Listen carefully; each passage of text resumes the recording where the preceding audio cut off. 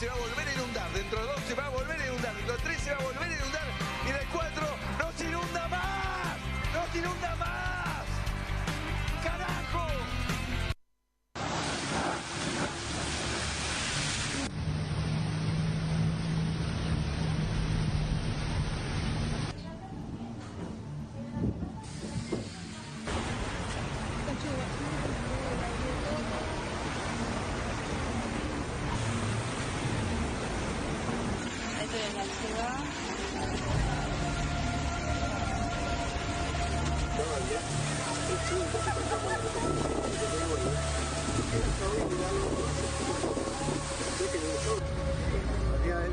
La ola, se viene la ola.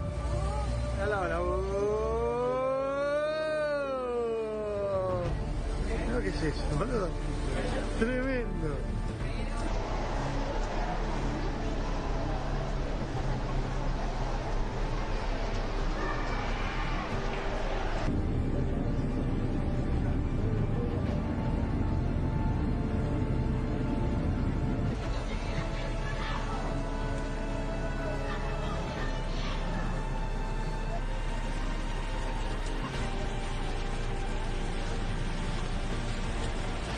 Se va a volver a inundar, dentro de 2 se va a volver a inundar, dentro de 3 se va a volver a inundar.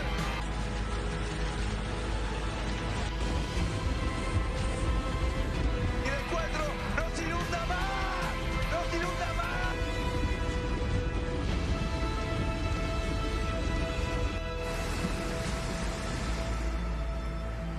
Lo que viene se va a volver a inundar, dentro de 2 se va a volver a inundar, dentro de 3 se va a volver a inundar y en el 4 no se inunda más, no se inunda.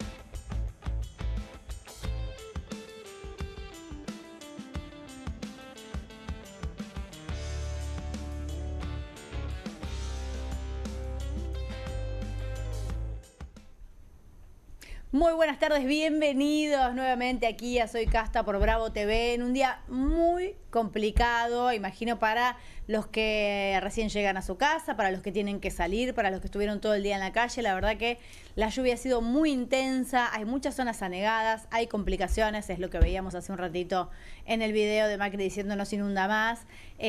Ha tenido problemas algún integrante del equipo para poder acercarse aquí al canal. La verdad es que realmente está complicado el tema de la lluvia. Mal día me parece para los votantes de Capital, ¿no? Para este momento de veda que estamos viviendo. Vamos a hablar de eso, vamos a hablar de la lluvia, vamos a hablar de la veda, vamos a hablar de economía, pero para eso les voy a dar la bienvenida a mis compañeras. Jimena Fuertes, bienvenida. Jimena, ¿cómo estás? Hola, buenas tardes, buenas noches. Tremenda tarde-noche de este viernes y le quiero mandar un besito especial a todos aquellos que se les ocurrió que de financiar la obra pública iba a ser algo beneficioso para nosotros, así que ahora todo el conurbano inundándose. nosotros aquí en Capital inundándonos, y además, bueno, el cambio climático que ayuda a que todo empeore en las ciudades cada vez más. Bienvenida, Micaela Camien, ¿cómo estás? Bueno, muchas gracias. Bien, pude llegar, así que eso me pone bastante contenta. Y tengo una información que es que el domingo parece que no va a haber lluvias, así que les pido por favor es verdad. que todas las personas vayan a votar. Aquí en Ciudad de Desesperados por Buenos salir a Aires. la calle van a ir a votar. Sí, ¿O no? sí, no hay clima de campaña. Después de poner lavarropa. Chicas, a mí lo único que me aflige esta lluvia es la ropa. La cantidad no se me seca nada, es un problemón. Y le damos la bienvenida, tenemos una invitada especial, a Cecilia Diglionchenti. Lo quise decir y no pude. Sí, Y eso que heredera me de lo noté. Thanos. Heredera de Thanos, un apellido re difícil, Deglignocenti, pero estuviste... ¿Cómo? Deglignocenti. Deglignocenti. Significa- Me sobraron ahí. Deglignocenti. Sí, Por de eso los lo dije. inocentes en italiano, fácil. Es más fácil. Deglignocenti. Vecina del Canil. Vecina del Canil, Bueno. de 18 a 19, y acá muy contenta de compartir con Gracias, ustedes. muchas gracias por acompañarnos en esta tarde muy complicada, con inundaciones, con anegamientos. No es solo Capital Federal, hay que decir, vamos a ser justos. La cantidad de agua que cayó es impresionante. Hay muy pocos lugares que resisten tanta caída de agua en tan poco tiempo. No es solo la cantidad, sino el periodo de tiempo Claro, en la que la velocidad. cae el agua. Donde hay mejores obras, el agua escurre más rápido, y donde no hay obras, el agua no se va a ir hasta mañana. Claro, lo que ¿no? pasa es este que el no hace problema. falta hacer obras, ¿no, Carmen? No, lo los que hace vecinos se falta. pueden organizar. Es que hoy leía un tuit muy interesante. Después vamos a hablar de los tuits también. Les quería hacer un comentario sobre eso. Respecto de que el ministro dijo, Sturzenegger, que Caputo, perdón, que no era necesario arreglar las rutas. Claro. Que no era prioritario, que mejor invirtamos en autos autónomos, que sepan manejar y que nos lleven bien a todos los lugares. Hay que explicarle que no son voladores, que los autos autónomos igual van a ir en las rutas esas todas hechas pelota, que por más que sean inteligentes... Claro, igual tienen que ir por ese camino. Por ¿no? ese No se camino, entiende. claro. Una cosa es quién conduce y otra cosa es por hasta dónde que va no el inventen auto. el volador, eso no va a pasar. No, pero me molesta igual el nivel de subestimación, ¿no? Porque después estamos hablando de vidas humanas, no más allá del chiste, digo, después fallecen los choferes que tienen peor condiciones de laburo, porque no es lo mismo trabajar con un nivel de estrés correspondiente a que vos sabés cómo está el estado de la ruta u otro nivel de estrés al frente del volante cuando vos no sabés qué te podés encontrar. Pero aparte es una causa de muerte muy importante, con una incidencia muy grande en nuestro país, absolutamente evitable. Sí, ¿no? y más que otros países, somos estamos peores hablando con como eso. de cosas medio básicas, pero bueno, así estamos. No es la única cuestión, me No. parece que tiene que trabajar este gobierno, de la cantidad de cosas que dice y no son del todo ciertas, ¿no? Sí, hoy lo escuchaba Sturzenegger, lo leía en Twitter y me agarré una bronca. ¿Con qué, Jimé? Porque dijo que los kirchneristas estaba haciendo campaña por Adorni en la ciudad, Ujú. y en ese contexto dijo que los kirchneristas no habían traído vacunas durante la pandemia. Yo le quiero hacer acordar al señor ministro de Desregulación que la fake news era otra. La fake news de las vacunas eran que tenían veneno, no que no habían venido. Claro, Y al contrario, que la gente vinieron, no se las querían poner, además porque eran rusas, eran Claro, la malas, Sputnik. y te imantaban el cuerpo y te convertías en una especie de hombre metálico Exacto. que De hombre atraía comunista cosas. Sí. postsoviético. Sí. Bueno, pasabas a participar del programa de Juan Di Natale si te ponían Claro, la Sputnik. te pasaban algo de nada. Esa era la fake news, ¿no? Era que no habían No traído. importa, pero pareciera que vale decir cualquier cosa.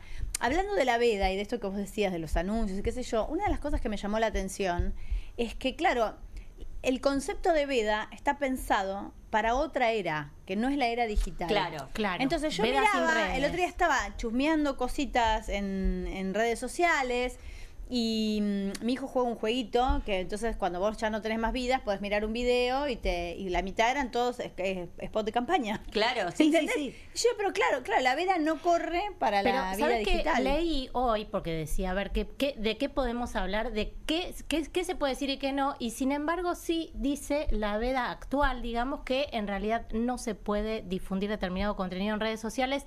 Y yo pensaba en algo que hizo Marra, no sé si se enteraron, que Sí. eso sí es... ¿Qué?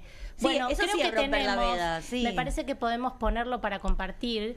Y nosotros le vamos a hacer el favor a Marra de romper la veda también, no sabe, dice Laura. A ver, bueno, lo ponemos. A ver qué hizo. Después discutimos. Invitar a todos los que me quieran acompañar el domingo, a los medios de comunicación que me están insistiendo mucho de dónde va a ser mi búnker, que me he dado cuenta que no estoy para ese tipo de encuentros, no me parece correcto, me parece que estamos en un momento de la Argentina donde las discusiones políticas se tienen que dar desde otro lado y no en base a la construcción de festejos y de un gasto de dinero totalmente innecesario. He pedido un presupuesto para un búnker modesto, en un hotel modesto, me han pasado $10.000. Me parece totalmente innecesario. Pero para que no crean que me quiero ahorrar ese dinero, he tomado la decisión de sortearlo, de que se puedan sumar a través de este formulario y sortearlo. Menos festejo y más devolución hacia todos los argentinos que están apoyando el cambio de rumbo de la Argentina y por supuesto lo que estamos buscando en la ciudad de Buenos Aires.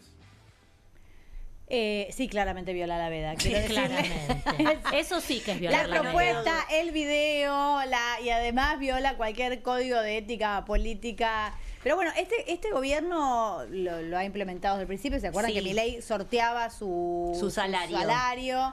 Digo, Como es una diputado. forma de comprar convocar. votos. Eso es. Sí, nada le garantiza que lo vayan a votar y que alguien no se quede con los $10.000 igual.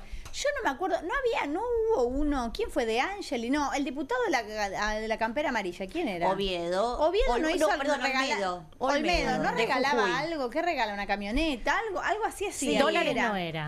Estamos hablando de la mercantilización de la política, ¿no? De decir, bueno, vótenme porque soy bueno, porque hago caridad. ¿Y después qué? ¿Y tus promesas? No sé si lo hacen como caridad. Vótenme porque hago un sorteo. Ni siquiera me parece que se presente Sorteo como... de plata. A mí lo que me preocupa es que con todo lo que ahorró en atún este muchacho no le hayan quedado 10 lucas así como limpitas como para hacer una Yo fiesta. me pregunto, Sí. ¿él sabía que eso era romper la veda? No, Sí. no le importó. Ay, Mica, ya, dale. La nueva política. Aparte me extraña que no se lo haya preguntado a la inteligencia artificial, porque no sé si escucharon los comentarios de este muchacho que dijo que él le preguntó a la inteligencia artificial si tenía o no tenía, cómo era la situación de separarse de la Libertad Avanza, y que él lo asesora en la inteligencia artificial. Le podría preguntar a la inteligencia artificial si esto rompía la veda o no rompía la veda, que le hubiera contestado como le contestó en su situación con la Libertad Avanza, o por ella se arrepintió.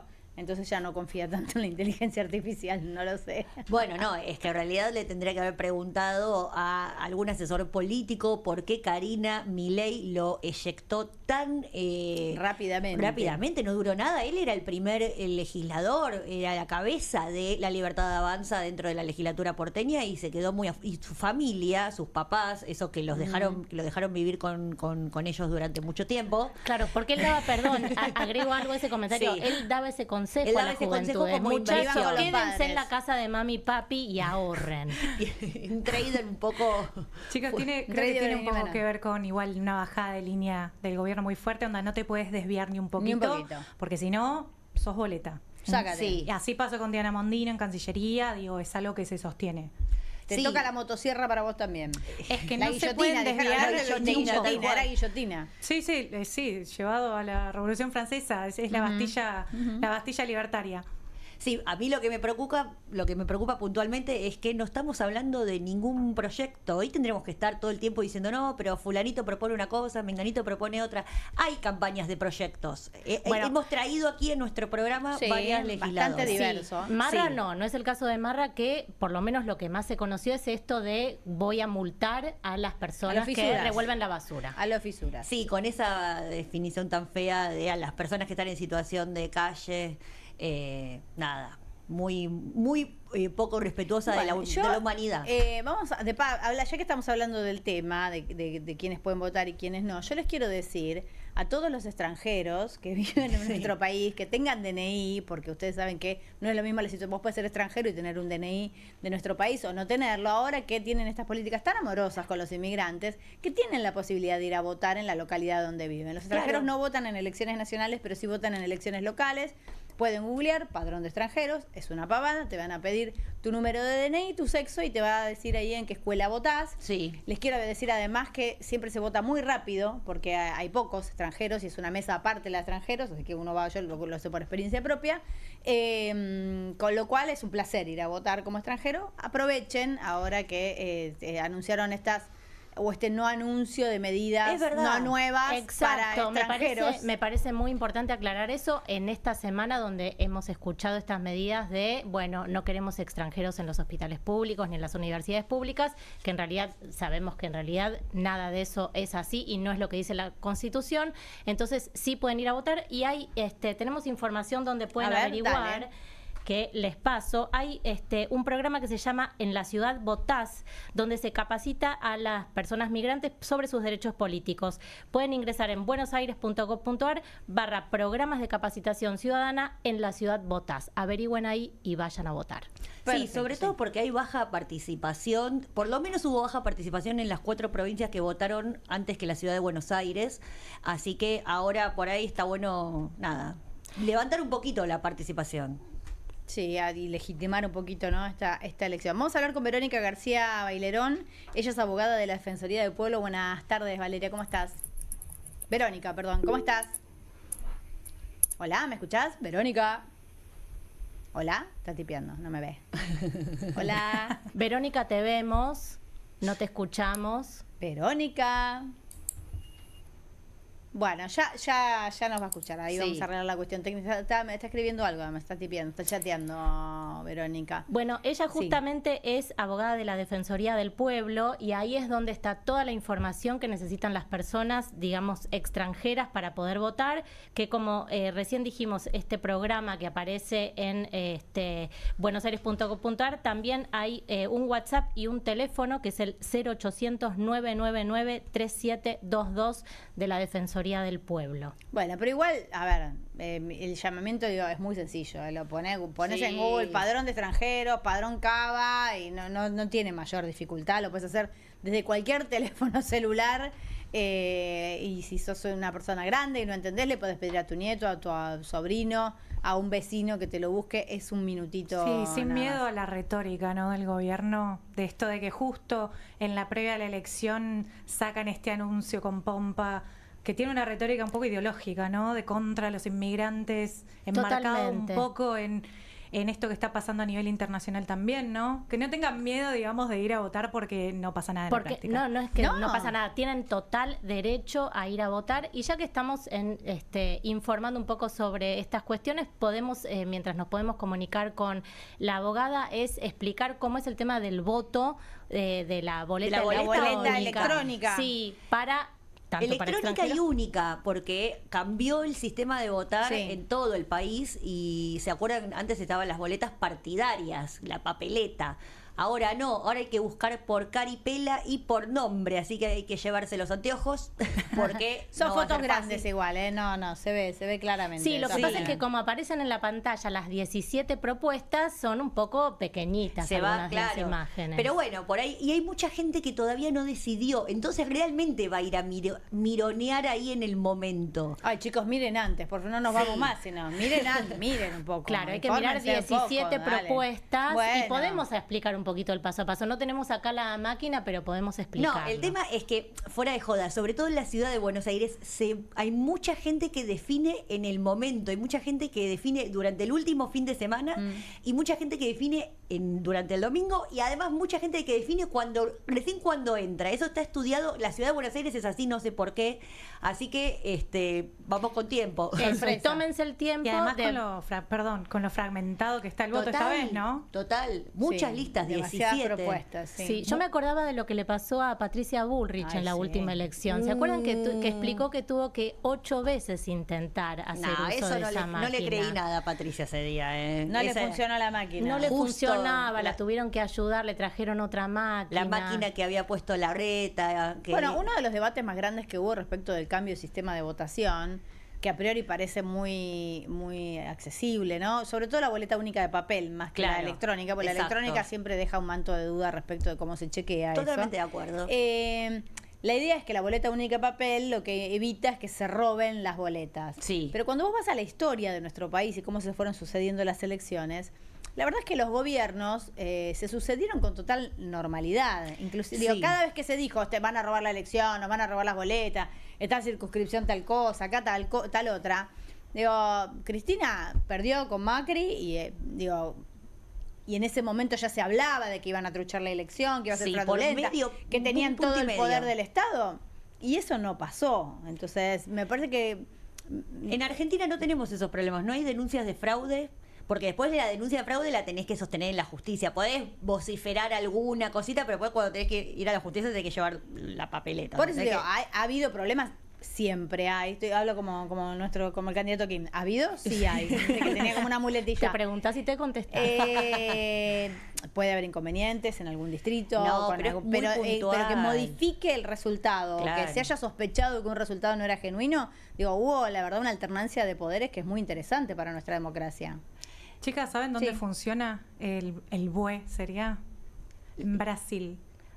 mira. El Y voto hay un- electrónico, sí. Sí, y hay un factor determinante. Y en Venezuela también. Sí, Y en la India. sí, que son 3 países donde hay un alto grado de analfabetos, Claro. que en Argentina no tenemos. Claro. Exacto. Entonces se asocia, por ejemplo, en Brasil, en la última elección, los votantes asocian rostro con número, ni siquiera con nombre. Todos los candidatos, desde lo que fue, por ejemplo, la presidencial Lula da Silva y Jair Bolsonaro, tenían un número porque mucha gente no sabe leer.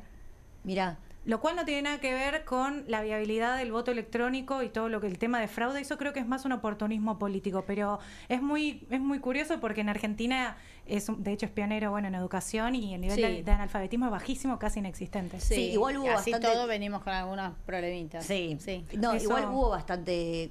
Yo me acuerdo que me tocó cubrir en el Congreso la discusión del el voto electrónico y hay mucha literatura en contra de esa implementación y en Europa hubo un montón de países que lo implementaron y después lo Eso es cierto, sí. desimplementaron. Vamos bien, Sí. bien. Es la humedad. Ahí Está va. difícil hoy, chicos. Aparte, Hay que entender. será una inversión importante en esas máquinas. ¿Las han visto? Son más o menos Sí. como unas 1.500 máquinas, me parece. Aquí en la ciudad. Aquí en la ciudad, Y la, solamente. la ciberseguridad también. Las porque- máquinas, el software, el chip, el Por papel. eso. Ahí no, sí no, se es invierte. un laburito. Es un laburito. Sí, y lo que dicen es que justamente el papel, el soporte papel, garantiza mayor seguridad a la hora de la transparencia ciudadana, a diferencia de los dispositivos electrónicos que vos tenés que tener toda una estructura de fiscales que sepan de software para poder garantizar el voto y que vos no tenés por qué tener eso, sobre todo si sos de los partidos más populares o los partidos más chicos. Así que aquí en la Ciudad de Buenos Aires, de hecho, la primera vez que se implementó, que supuestamente había ganado, ¿se acuerdan? Martín Lustó, y después no ganó Martín Lustó, y después Martín Lustó fue canciller, no, fue embajador en Estados Unidos de Macri. Sí. Bueno, y se inaugura la tradición de voto electrónico en la Ciudad de Buenos Aires con ese mojón bastante oscuro. Sí. Lo quiero recordar. Sí. Hay sí. algunas aclaraciones para quienes vayan y no sepan cómo utilizar estas máquinas que en principio ante cualquier duda se puede pedir asistencia al presidente o presidenta de mesa y la persona se va a poner detrás de la máquina, o sea que no tiene te que ve, ver, ni no te va tiene que indicando. ver qué es lo que estás eligiendo, pero se puede solicitar asistencia y se pueden tomar todo el tiempo necesario que consideren necesario para ver esas 17 opciones a elegir. Para una pregunta sin decir, ¿ya saben a quién van a votar o Sí, todavía? desde ya. ¿Ah, sí? Yo sí. Ah, ok. ¿Vos no? ¿Vos vas lo a ir a decidí elegir? hoy. ¿Vas a hacer un ¿Lo desafío? hiciste hoy? ¿Votás en Capital vos? No, chicos, yo soy de la República de La Matanza. Ah, Así que no, ya, Cecilia se ya salvó, les contaré. se salvó El 7 de septiembre. esta- Ya les contaré. Bueno, en después te septiembre. contamos cómo funcionaron las máquinas. Las máquinas, se anduvo todo bien, todo acorde. Bueno, una linda oportunidad. Sí. de este Sí, fin de semana.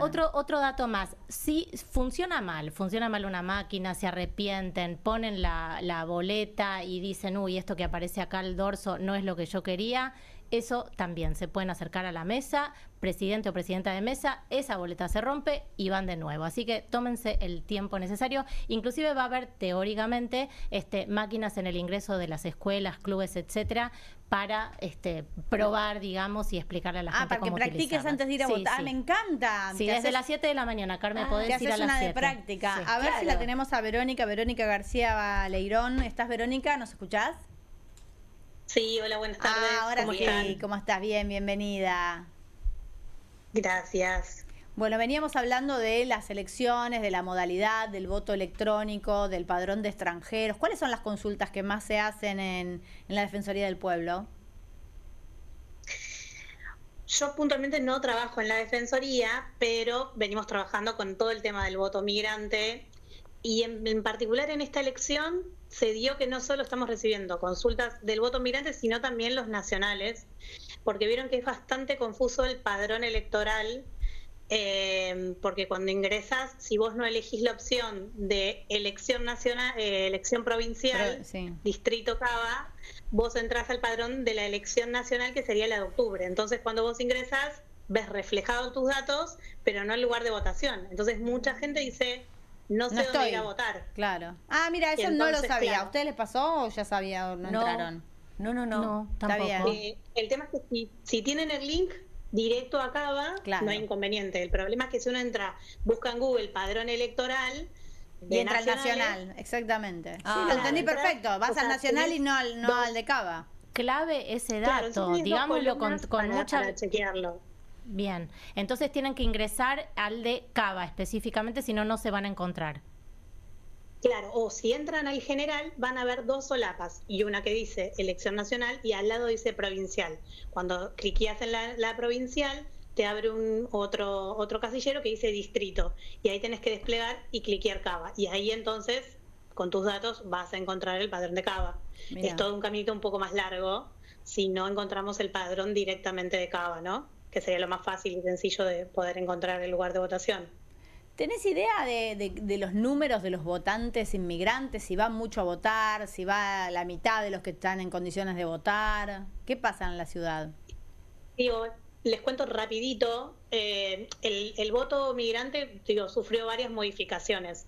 Antes el empadronamiento del migrante era voluntario, o sea, uno tenía que concurrir al Tribunal Superior de Sí. Justicia, que estaba en Cerrito, creo que de 700, y uno declaraba que quería votar. Entonces, a partir de eso, uno aparecía en el padrón. Ujú. Eso fue creciendo lentamente. Pasaron de 4.000 a 7.000 y finalmente en la última elección, que creo que fue la del 2017, llegamos a un padrón de 20.000. Muy escueto, porque era muy cantidad de personas que figuraban en el padrón y que además de esos 20.000 participaban muy pocos. Claro. En esa elección aproximadamente votaron 7.000.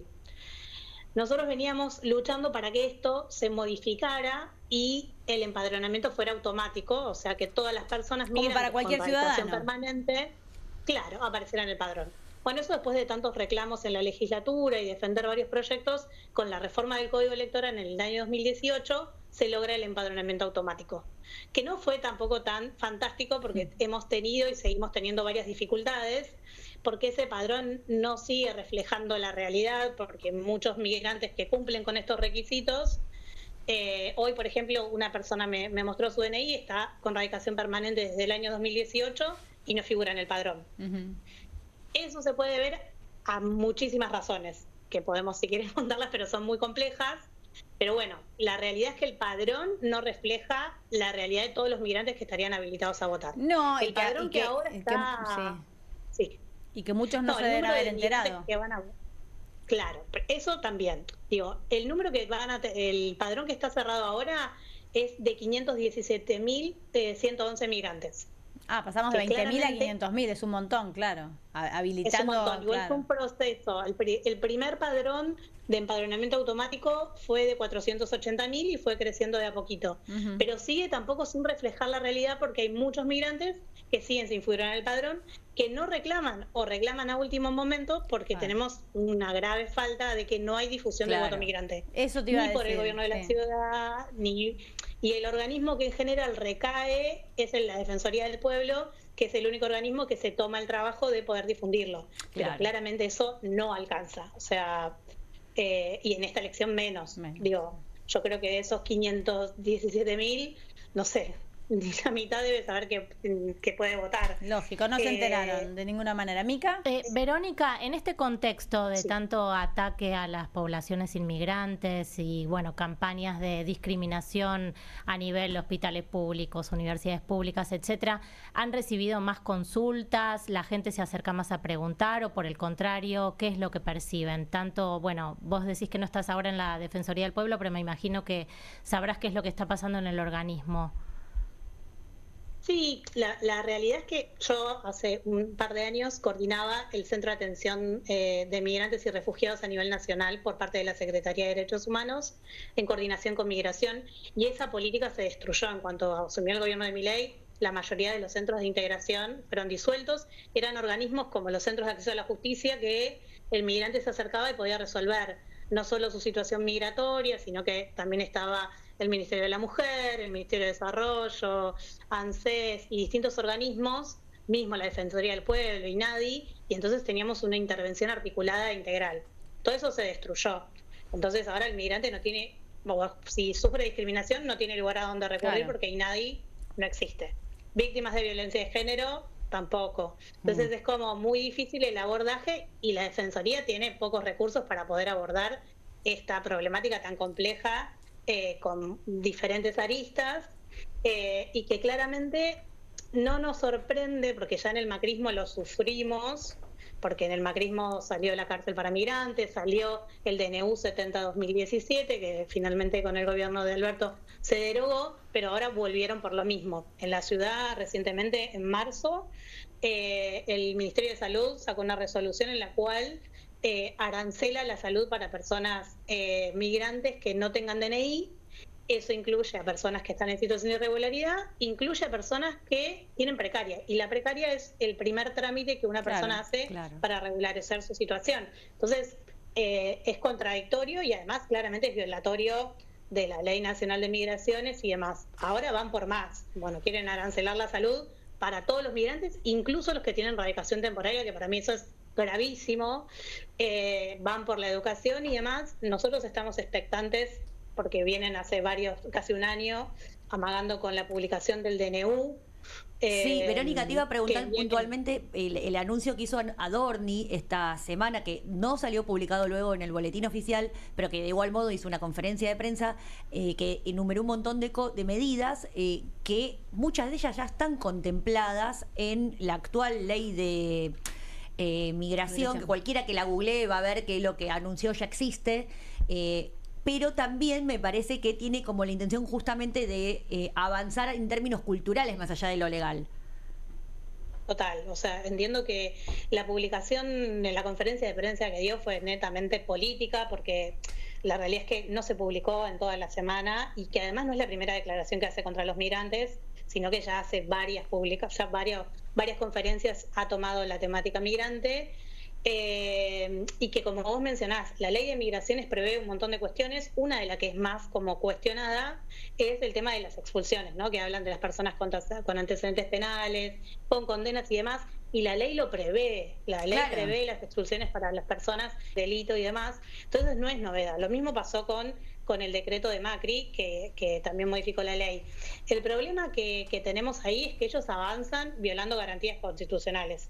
O sea, ellos, con cualquier persona con una simple imputación, o sea, pensemos una contravención o un mantero, por ejemplo, ¿no? Que lo agarran en la calle, le levantan las cosas, le generan una contravención, esa persona, tanto en el macrismo como en el gobierno de Milei, puede ser expulsada, y la realidad es que viola las garantías constitucionales, porque tiene que haber una condena firme, porque lo que tiene que primar es el principio de inocencia. Claro, aparte una contravención puede ser cualquier arbitrariedad muchas veces. Tal, entonces es de mucha gravedad. Nosotros tuvimos en el gobierno de Macri personas expulsadas con imputaciones. Cuando decimos condena firme, tiene que llegar a la corte, ¿no? O sea, agotarse todas las instancias judiciales. Y claramente, bueno, ellos avanzan con esto, que además tampoco tiene sustento ni en estadísticas. O sea, cuando nosotros vamos y consultamos en los hospitales, bueno, por ejemplo, es como la baja de la punibilidad. Están hablando de un 1% de una estadística enorme. O sea, es mucho marketing para poca solución. Sí, lo que pasa es que asustan, amedrentan, generan una situación de temor. Seguramente esto va a impactar inclusive en las elecciones posiblemente. Digo, generan todo un manto de temor que me parece que más allá de lo concreto, en ese sentido me parece que sí siguen avanzando. Sí, como vos planteabas, es la batalla cultural. O sea, digo, en estos, de instalar estos discursos xenófobos, discriminatorios, de criminalizar la población en general, digo, ya estamos acostumbrados, pero digo, acá hay con mayor temor por el avance también represivo que hay, por la persecución, que claramente eso sí hay una diferencia entre lo que fue el gobierno de Macri y lo que está viviendo la población ahora. Yo creo que muchos no tomaron conciencia de la gravedad institucional y judicial en la cual están siendo expuestos los migrantes. Lo de la resolución de salud en Ciudad no tuvo mucha difusión, pero es algo que tiene mucho impacto y que estamos viendo a ver cuándo se empiezan a evidenciar las consecuencias, porque es un proceso largo administrativo. Pero bueno, también genera consecuencias a la sociedad, por ejemplo, en esto. Si una persona migrante no se puede atender en un centro de salud y tiene una enfermedad contagiosa, claro. Una cuestión epidemiológica, o si los niños no se pueden vacunar, lógico. Hay un montón de cosas que generan, no solo afectan a la población migrante en sí, sino a la sociedad en su conjunto. Y se mercantiliza la salud. En números estadísticos. ¿Se acercaron a algún tipo, perdóname Verónica, ¿se acercaron a algún tipo de organismo internacional para pedir ayuda, digamos, más allá de la Argentina? Me refiero a la Defensoría del Pueblo. Nosotros venimos articulando con varias ONGs que muchas están vinculadas a o solventadas por organismos internacionales. Con respecto al DNU, lo que estamos esperando es ver qué es lo que sucede concretamente en la letra chica, ¿viste? Para poder pensar qué estrategia judicial y qué estrategia política, ¿no? Porque ahí tenemos dos instancias. Primero, una vía de amparo y después también la bicameral. Hay que derogar ese DNU a través de la bicameral, porque presencialmente no vamos a lograr ese DNU, la derogación de ese DNU.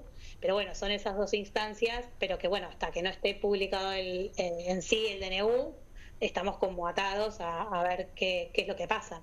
Sí, claramente poder visibilizar que se viene, que se está peleando y que nuevamente está en agenda, como siempre, el chivo expiatorio terminan siendo los migrantes, ¿no? En estas épocas de crisis y demás, siempre corta por exponer a los migrantes, y porque además tampoco se puede fundamentar porque es un decreto de necesidad y urgencia, porque no presentan un proyecto de ley. No hay una oleada de inmigración descontrolada que amerite la urgencia. Tal cual. Total, no lo pueden justificar.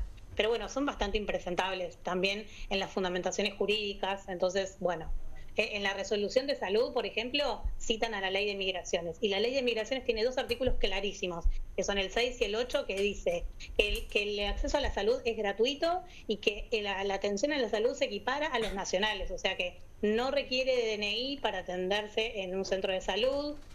Y ellos la citan como algo positivo para sustentar la resolución, o sea, es contradictorio.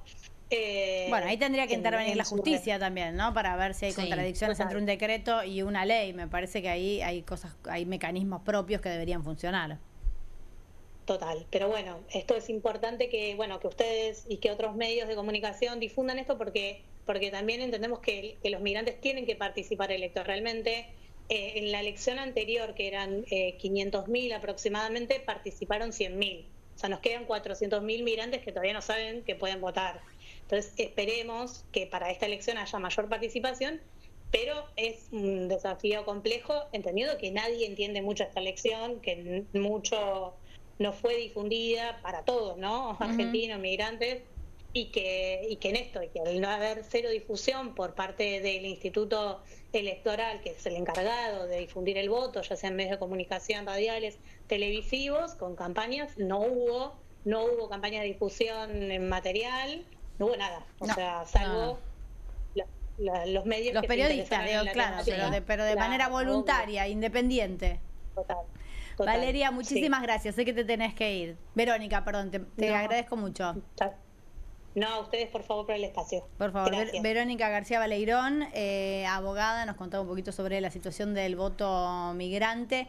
Y es verdad, claro, no hubo campañas llamando a votar, ¿no? Digo, más allá de la campaña partidaria de cada uno de los candidatos, no hubo... no hay clima de campaña, chicas. Pero, claro, yo pensé que no había clima por una cuestión social solamente. No había registrado la parte donde efectivamente al no haber espacios publicitarios de los partidos y al no haber una campaña oficial llamando a votar independientemente del partido, también está como medio planchado el tema. Y para mí que en algún punto es un deseo de del gobierno nacional, ¿no? Como que no importa la política es algo sucio, de casta, lo importante es que mande Javier Milei y que se siga sosteniendo por su propio aparato comunicacional, pero que la política no hay que no importa, lo importante es seguir difundiendo mensajes de odio, eso es lo más importante. Sobre todo. Hoy además publicó el ministro de Justicia, Cunio Libarona, un tuit también muy perturbador, donde hablaba de la eliminación de 13 políticas ideológicas. Sí, ¿no? En realidad ¿Lo definió así o soy yo? Sí. Exactamente, sí, creo que ahí tenemos los 13 programas ideológicos eliminados. Sí, después también agregó que eran los programas ideológicos kirchneristas que había que eliminar, que vamos a explicar un par de detalles importantes. El primero es que esos 13 programas, que muchos de ellos son fundamentales, no funcionan desde diciembre. Claro, ya estaban eliminados. Claro, ya estaban eliminados. Porque no tenían presupuesto. Ya estaban desmantelados los programas, ya habían dejado de funcionar, con lo cual nos queda claro que esto es otra bomba de humo en plena campaña, que es con la nuestra no. Con la nuestra paremos con esto, porque ¿saben lo que fue tendencia hoy en Twitter? Menstruar. Era como nos burlamos. Les encanta burlarse. Menstruar. Dijo menstruar, bueno, lo escribió, no lo dijo, pero bueno, el objetivo es un poco burlarse de los nombres de los programas, decir con todo esto terminamos.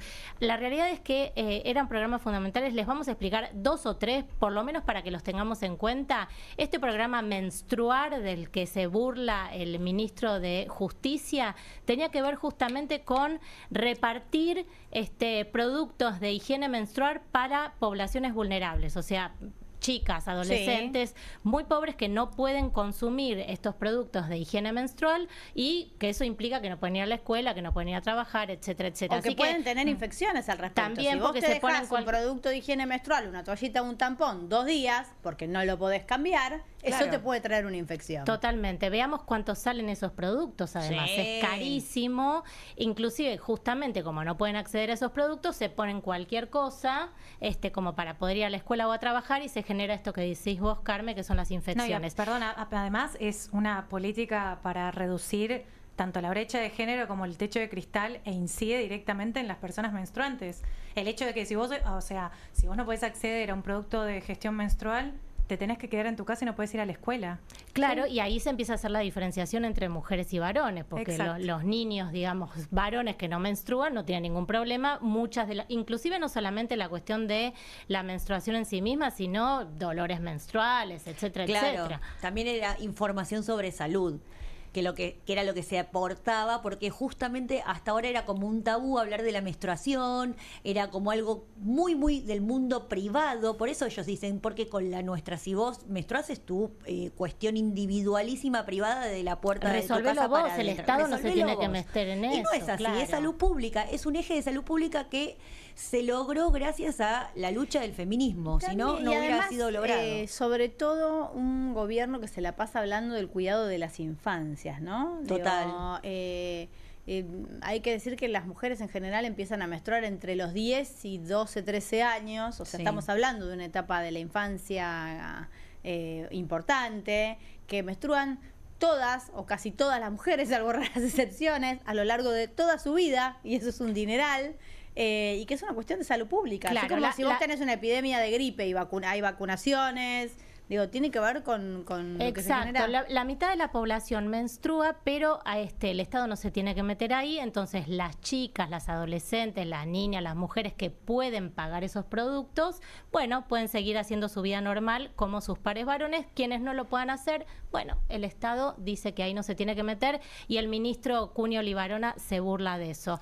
Les quiero nombrar algunos otros programas importantísimos. Y yo después les quiero nombrar quién es el ministro Cunio Libarona. Bueno, mientras vos nos nombrás encontrás eso y vas buscando información sobre Cunio Libarona, les comentamos algunos otros programas de los que se jacta felizmente el ministro de que ahora el Estado y todas las personas en la Argentina nos ahorramos eso. Por ejemplo, todo lo que tenía que ver con refugios de mujeres en situación de violencia extrema, o sea, el Estado, aquellas mujeres que no tenían a dónde ir y se tenían que ir de su casa porque corrían el riesgo de ser matadas por parte de sus parejas o exparejas, podían concurrir a refugios transitorios. Todo eso, por ejemplo, el ministro dijo que eso no tiene sentido porque la desigualdad de género no existe, la violencia de género tampoco, y también, y fíjense, otro de los programas de los que se burló el ministro tiene que ver con un dinero que daba el Estado para los hijos e hijas cuyas madres habían sido víctimas de femicidio, o sea, esos niños que sus mamás tenían una madre muerta y un padre preso. Entonces el Estado les daba una pequeña ayuda económica para los primeros meses hasta que veían cómo se podían manejar sin su madre, que ha sido muerta en manos de un femicida. Para el Estado eso es un chiste, ¿no? Eso hay que ahorrarlo. Ahora es un gasto, pero digamos aumentar discrecionalmente los fondos a la CIDE no lo es. Claro, es como una visión un poco restrictiva de la libertad y de la intervención del Estado, ¿no? En todas las dimensiones. Sí, hoy con Jime veíamos un gráfico que mostraba lo que significaba el ahorro del Estado en estos 13 programas, que lo había difundido una de las personas que trabajó, un economista. Ahí lo podemos ver, Jime. Lucía Sirmi, la que lo publica hoy en Twitter, da cuenta de lo que se gasta, lo que gastamos todos y todas con la nuestra en pagar este mega endeudamiento que está llevando adelante Milei y Caputo para sostener el dólar pisado y que por lo menos hasta octubre, con obviamente objetivo electorero en el medio, no se dispare la inflación.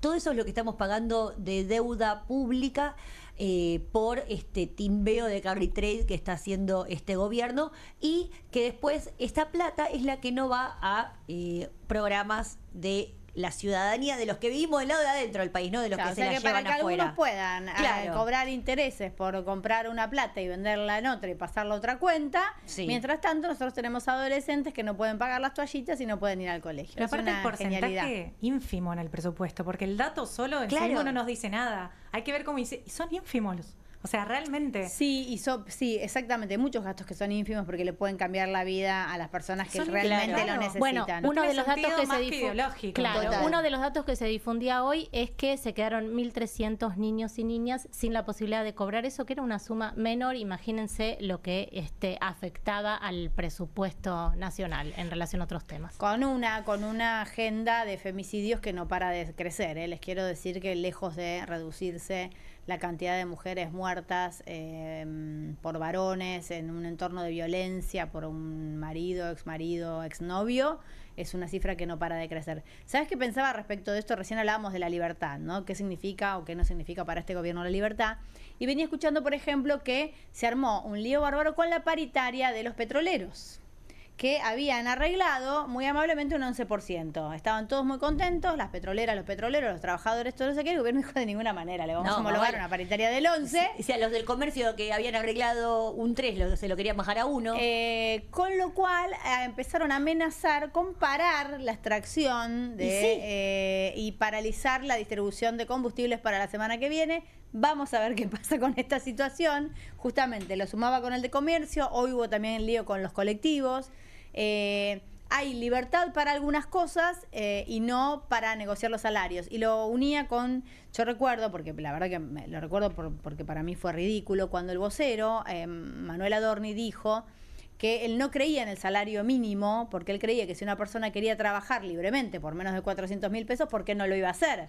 Ahora, no creen en el mínimo, pero sí creen en el máximo. Claro. Es decir, vos no podés negociar a la suba nada, pero sí podés negociar a la baja el salario. Es una libertad bastante particular. Y para mí es como una forma muy hipócrita de llevar adelante el gobierno, pero ellos no es que no lo saben, lo hacen adrede. Digo que Mariano Cunio Libarona, un señor cuyo estudio de abogado y su firma defendió al violador condenado por violación, ex senador peronista de Tucumán, Alperovich, que había violado a su sobrina sistemáticamente, y este señor que estamos viendo ahí, que es el ministro de Justicia de la Nación, lo defendió y perdió, obviamente, porque fue condenado.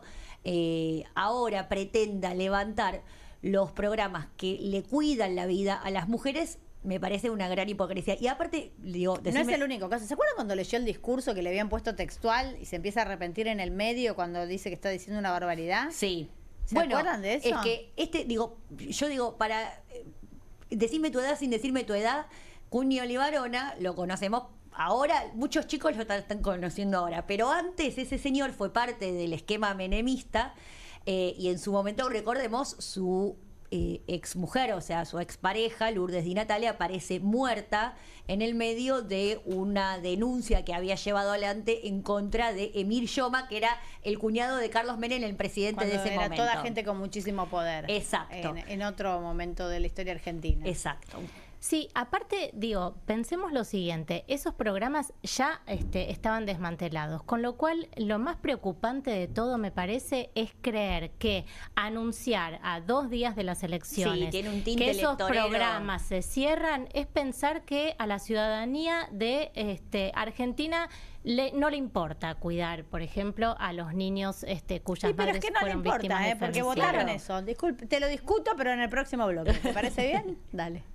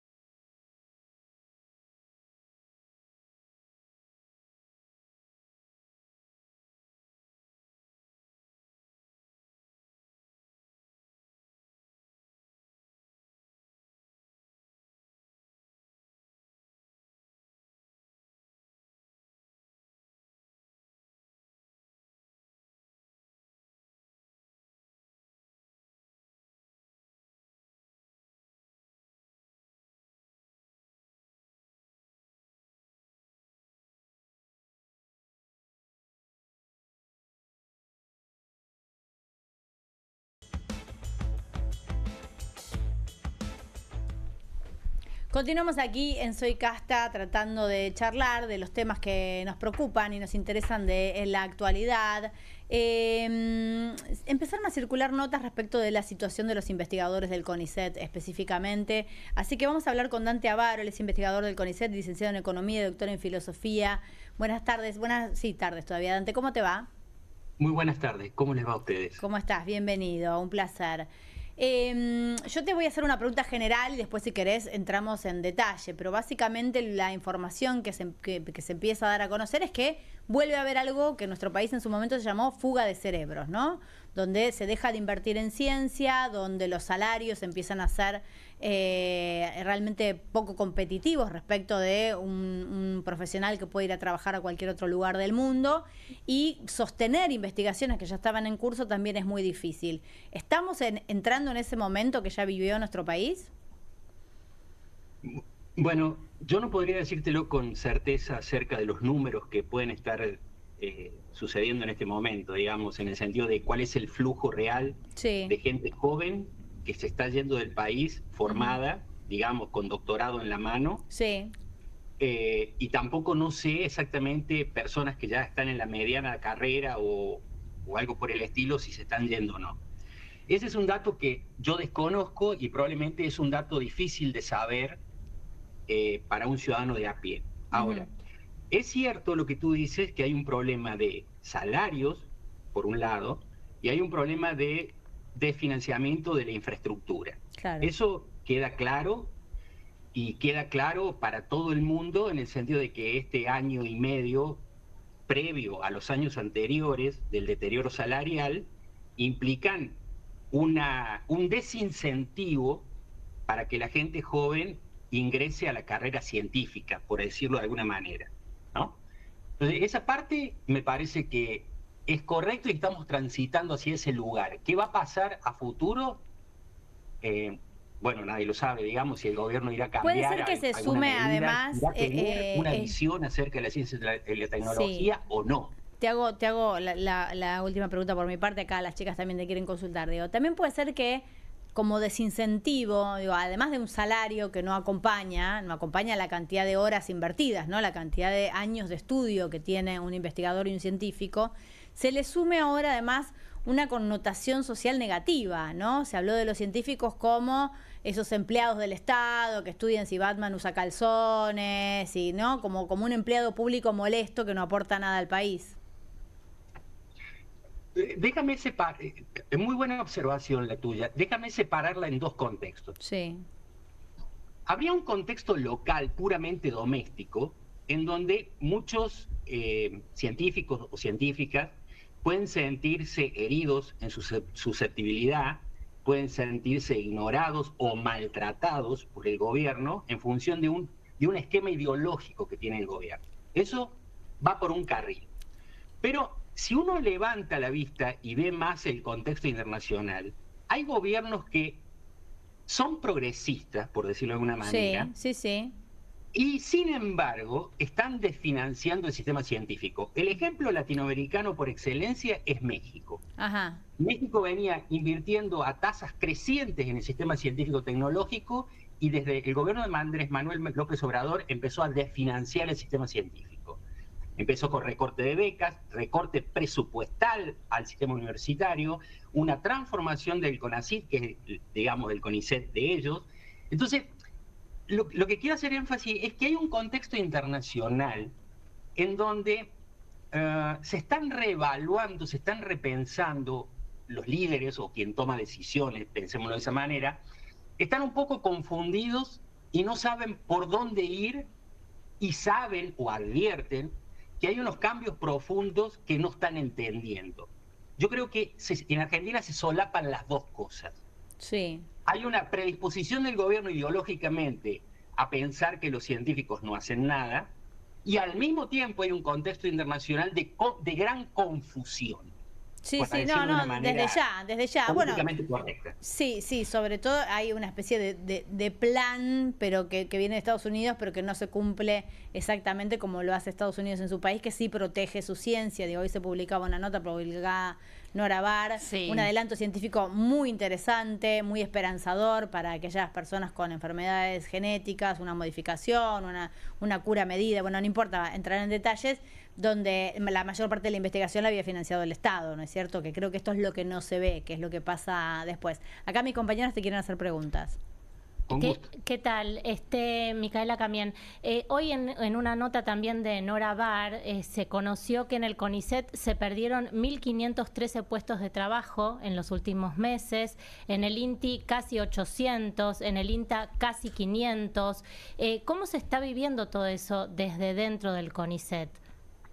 Bueno, evidentemente el CONICET es una institución enorme, Claro. y yo estoy muy lejos de las oficinas centrales. Entonces, es muy probable que esos números, tanto del INTA como del INTI, como del CONICET o de otros organismos desconcentrados, descentralizados y autónomos, los pongo todos en un mismo paquete, obedezcan a cancelaciones de contratos. No necesariamente de planta permanente, a menos que haya retiros jubilatorios anticipados o programas para retiros jubilatorios anticipados.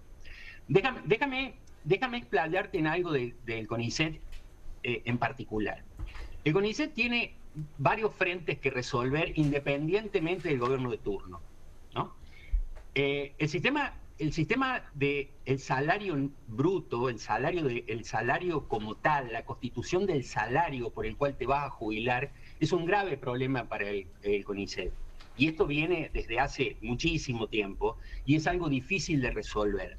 Entonces, lo que quiero decirte con esto es que a medida que aumenta la cantidad de ingresantes en el CONICET, esto genera una especie de bola gigantesca que en vez de solucionarse con el paso del tiempo se va agigantando. Entonces, lo que quiero transmitir acá es que hay problemas coyunturales que el gobierno ignora o destrata, por decirlo de una manera, coloca bajo la alfombra, y hay problemas de índole estructural que son de largo plazo, que muchos gobiernos no han resuelto. Claro, desde ya. Y es más, te diría, con el paso del tiempo que lo han agigantado el problema.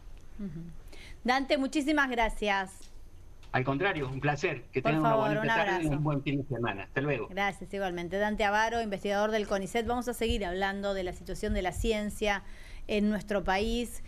Yo creo además que las ciencias sociales sufrieron un embate más duro, si se quiere, ideológicamente, pero el recorte financiero fue parejo para todas, porque uno podría creer que el gobierno piensa que la ciencia social no es una ciencia que le aporte al país, pero sí, por ejemplo, las ciencias duras, todo lo que tenga que ver con desarrollo tecnológico, de nuevas energías, de otro tipo de cuestiones, y tampoco es que ese sector esté bien o se haya priorizado. No, porque si vos tenés un proyecto de país cuyo objetivo es desindustrializar, cuyo objetivo es decir, bueno, acá no se produce más ni ciencia ni tecnología y ni siquiera... Está bien, pero sí energía, por ejemplo. Si nosotros queremos exportar energía, ¿por qué financiarías las investigaciones relacionadas con energía? Porque compran llave en mano es una las locura, empresas que vienen. Está bien, pero lo que te digo es una locura pensar inclusive la estructura del conocimiento como una estructura homogénea a ser erradicada. No han puesto ni siquiera la lupa en eso. Digo, es el mismo sistema para cada uno de los sectores. Porque son erradicar todas las cortoplacistas. políticas sin mirar Claro. cuáles inclusive te pueden beneficiar a vos como gobierno. Es que los modelos neoliberales son cortoplacistas por definición, no tienen un proyecto a mediano o largo plazo porque es un proyecto más de extractivista, que es tipo saquemos la cantidad de tierras raras y litio y minerales lo más rápido posible sin que eso genere desarrollo en el lugar. Eso son políticas de enclave, son economías de enclave, y además porque juegan a la timba, entonces es la guita en el momento y después, si te he visto ni me acuerdo, que estalle el país.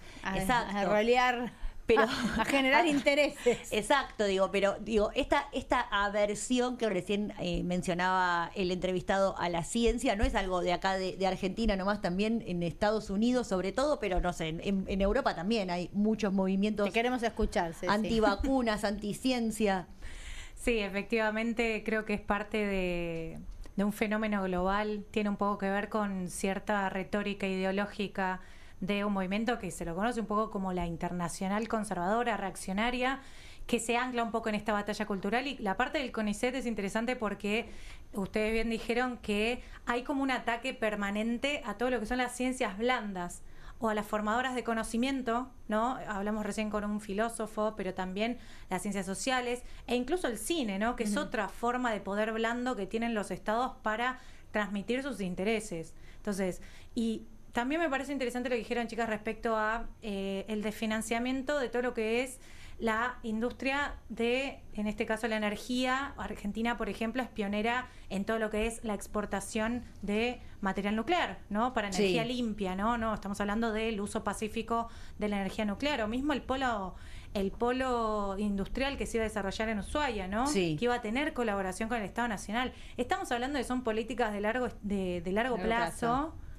Bueno, pero hay intereses hay otros estados que sí tienen interés en hacer políticas de largo plazo en Ushuaia, en Tierra del Fuego, y no es el argentino. Claro. Totalmente. Y de hecho, está bueno hablar de esto porque la política de defensa quizás no se habla tanto, lamentablemente hay tanta vorágine de la cotidianidad que uno no lo piensa tanto. Y esto que decís se mete definitivamente en todo lo que es la financiación de lo que son proyectos estratégicos para la Argentina, ¿no? En Ushuaia, el Polo Antártico, por ejemplo, el FONDEF, que era un fondo especial destinado para la defensa, no se sabe qué pasó. Invitamos a referentes del gobierno a que nos cuenten, porque no se sabe qué pasó con esa partida presupuestaria. Y después podemos hablar de un montón de cosas, pero si se desfinancia la ciencia, todo lo que tiene que ver con la industria nacional, es otro modelo de país. Sí, bueno, a mí lo que me preocupa, más allá de la carrera individual, que realmente un científico, una científica pueda sentirse frustrada, interrumpida y que busca otros lugares donde poder seguir desarrollando, eso después es un agujero en nuestro entramado productivo y en nuestra... Sí, y a largo plazo. Mirá, pero nosotros, y con la mía, porque yo aporté con mis impuestos a la formación. Eso te iba a decir, vos como Estado, como nación, como ciudadanía, aportaste para la formación de un profesional que claramente invirtió su parte, ¿no? Sus años de estudio, su capacidad, pero el Estado le brindó recursos durante muchísimos años, lo apoya en su carrera, digo, por eso en su momento existía la política de repatriación. Claro. Vos invertiste en la formación de ese recurso humano para que efectivamente desarrolle investigaciones que puedan volver al país para desarrollos que realmente puedan ser significativos en términos económicos, en términos sanitarios, en términos sociales, ¿no? Incluso que puede hacer menos déficit fiscal. Pero digo, no todo se mide como mercancía monetizable. Yo no lo pondría solo en esos términos, ¿no? Digo, una vacuna, más allá de si la puedes vender, exportar o no, tener la patente, además es una herramienta que te permite sanear la salud de tu país. Es un bien social. Claro, digo, pero el Estado invierte en ese recurso humano. Se ve en el Garrahan ahora, ¿no? ¿Vieron el spot no fue un spot, encarajo en el stream de uno de los voceros digitales del gobierno, ¿no? El Gordo Dan. Hablaron de que vendieron un sketch de Milei o una obra de teatro. Sí, quieren hacer una obra de teatro. Milei quería hacer una obra de teatro en la cual él era el capitalismo y era un juicio al capitalismo. Él era el capitalismo que se defendía, iba a poner fiscales que atacaban al capitalismo y además iba a poner rubias voluptuosas disfrazadas de la Estatua de la Libertad. Y él quería hacer esta obra de teatro a beneficio del Garrahan. Claro, porque es un civil más. Porque es muy amoroso. Pero y es muy bizarro, porque no es mejor destinar el presupuesto necesario para mantener al Garrahan, ¿no? Que es pionero en salieron América a Latina. responderle los trabajadores y trabajadoras de la salud del Garrahan para quejarse de esto, que había esta utilización tan populista de derecha. Sí, claro, pero hay un aparte populismo de es derecha. burlarse de todo, es desprestigiar la ciencia, desprestigiar el cine nacional. Digo, lo que nos está pasando con lo del Eternauta es una muestra más de lo que podemos generar con recursos humanos argentinos, pero es la batalla, lo que estamos diciendo todo el tiempo, la batalla cultural. Y en la nota de Nora Bar, volviendo un poquito al tema de la ciencia, ella entrevistó a muchísimos científicos y científicas que están emprendiendo la retirada. O sea, hay un punto donde como cortan los programas, no reciben los presupuestos de investigación, se quedan sentados y sentadas en un escritorio detrás de una computadora, que también eso genera, digamos, un estado de humillación frente al propio trabajo, y de a poco van generando esto. Hay mucha gente que está nuevamente pensando en partir porque acá no tiene posibilidades. Vamos a ir a una tanda y seguimos conversando.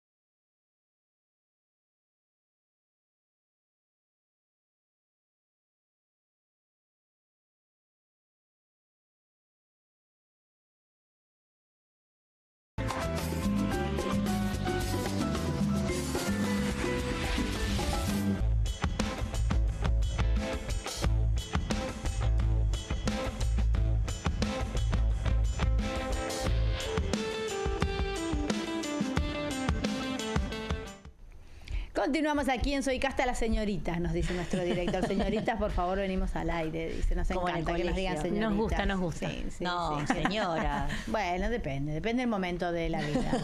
Me hicieron acordar a la publicidad de esa señora. Sí. Señora, sí. Ay, Arjona, todo. No, difícil, no, chicas. por Bueno, favor. no entremos en ese tema. Entre que llueve, Arjona, no. Después les quiero hablar de una tendencia en Twitter de esta tarde, pero vamos a hablar de un caso serio y después lo voy a hablar al final y voy a hacer cortito porque si nosotros arrancamos ese tema yo sé que no termina nunca más, pero por eso lo voy a dejar para Ay, ¿qué después. será, Carmela?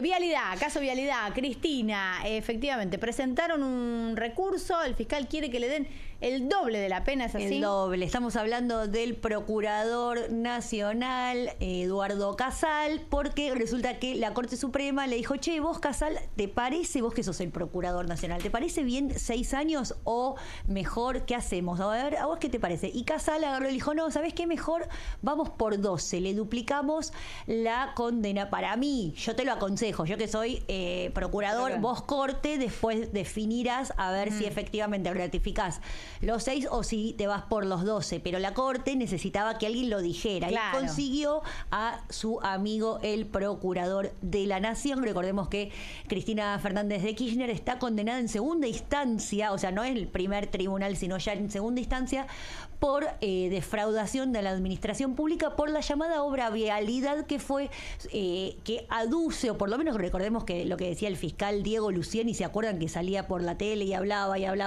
pero y que tenía como 12 kilos, porque le gusta pesar a la derecha, el peso les interesa, 12 kilos de expediente, diciendo que ella había sido la única responsable de haber desviado una obra pública de una ruta provincial en la provincia de Santa Cruz y que en el medio no había nadie que tuviera que ver con eso, ni los dos jefes de gabinete que tuvo en ese momento Sergio Massa y Alberto Fernández, ni todos los diputados y diputadas, senadores y senadores que aprobaron en el presupuesto esa obra, como tantas otras obras que se presupuestan en el presupuesto nacional, tampoco tienen nada que ver.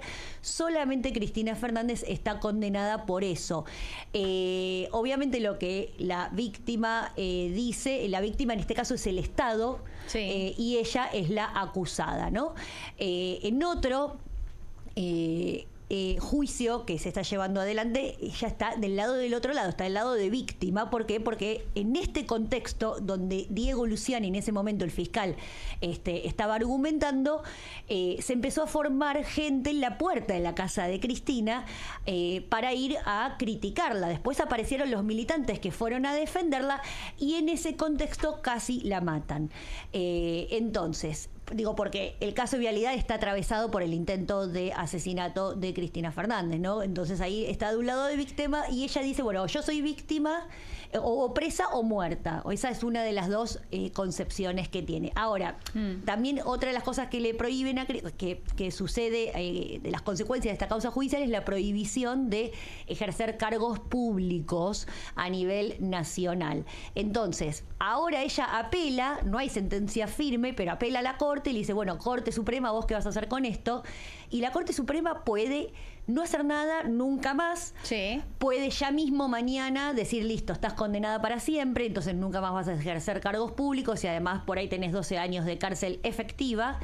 O puede dejarnos en suspenso hasta el final del día. Hasta que lo decida. Claro, no sabemos. Bueno, acá lo que vemos son los hilos de la política metiéndose en la justicia y la justicia manejando los tiempos políticos a su antojo. No sería la primera vez. Yo quiero decir que lo que tiene de paradojal este caso, sobre todo el de Vialidad, es que hay videos de Cunio Libarola, el ministro de Justicia, el que acabamos de decir, que levantó estos planes tan amorosamente por ser ideológicos, diciendo que no había pruebas contra Cristina. Sí, digo, hay declaraciones del ministro en su momento, que no es para nada oficialista ni favorecedor de Cristina de Kirchner, diciendo que le parecía que no había ningún motivo para acusarla en esta causa. ¿Sí, Mica? Me pregunto, nos enteramos de esto de Casal el día de ayer, a la tarde. Sí.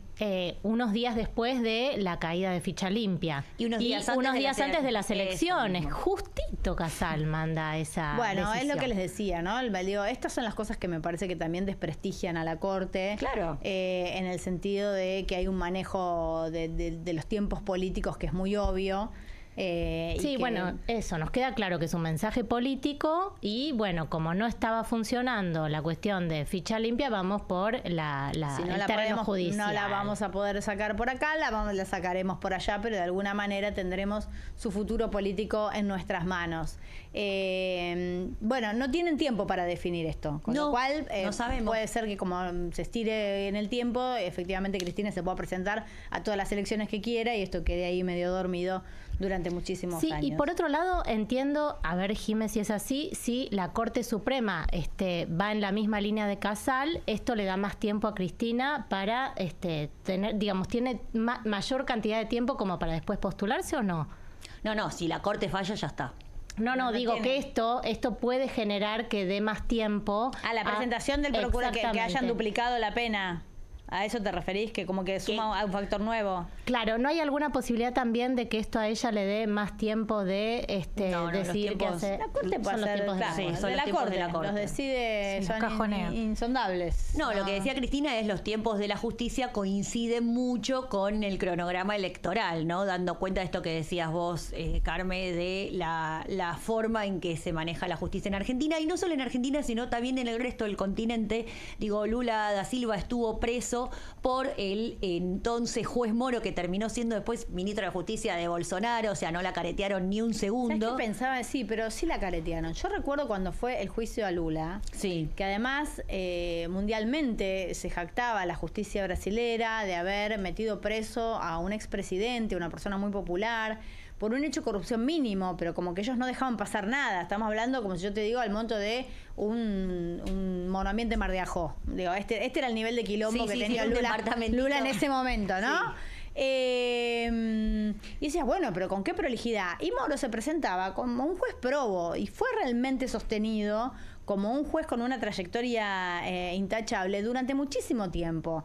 Hasta que en el gobierno de Bolsonaro se convierte en funcionario. Y ahí es de alguna manera donde además queda a la vista cuál había sido la maniobra política. Pero hasta ese momento no estaba de claro frente a la sociedad cuál era el accionar de este juez. Yo creo que nosotros tenemos, si querés, y te lo pongo entre infinitas comillas, mucha más suerte, porque efectivamente nosotros ya sabemos cuál es nuestra corte y cómo se maneja. Pero en Brasil no lo sabían, no estaba tan claro. Bueno, es que me parece que aprovechan de eso, de las figuras con cierto prestigio para poder llevar adelante algo que en Argentina, en Brasil y también en Ecuador, digo, Rafael Correa no puede volver a pisar su país por la persecución judicial que tiene.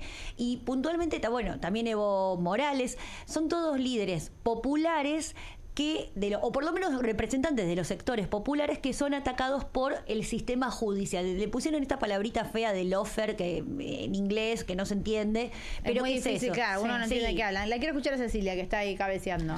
No, porque las estoy escuchando y estamos hablando de primera y segunda instancia, como decías, respecto a la condena a la expresidenta. En el caso de Brasil, tuvimos un rol central que fue el juez Alexandre de Moraes, que es un juez del Tribunal Supremo Federal, que fue el que finalmente tuvo la última palabra respecto a la excarcelación de Lula da Silva, que es correcta la lectura, me parece, respecto a que fue víctima de una persecución judicial, porque de hecho él termina saliendo en libertad y puede presentarse a las elecciones que luego le gana a Jair Bolsonaro, que impide su reelección, porque efectivamente la Corte Suprema anula la sentencia. Es verdad, la Corte allá tuvo un rol muy importante, diferente del de la Corte que tiene acá. Exacto, hay que ver qué pasa, porque la Corte Suprema Argentina está bajo escrutinio público. Lo vimos con lo que fue todo el escándalo respecto al nombramiento del hijo de García Mancilla y los chanchullos que hubo sobre eso. Yo no creo que no creo que no veo un esfuerzo de la Corte por prestigiarse, no veo un esfuerzo de la justicia por prestigiarse. Qué fina que sos. No, sería fabuloso que lo hicieran. Queremos creer que las instituciones funcionan así como en Estados Unidos también está pasando ahora, que frenan ciertos casos de deportaciones masivas, así en función de lo que está tironeando el Ejecutivo bajo el gobierno de Donald Trump. Yo quiero creer que se van a querer desprestigiar. Estos tres varones que están ahí atornillados. Por favor.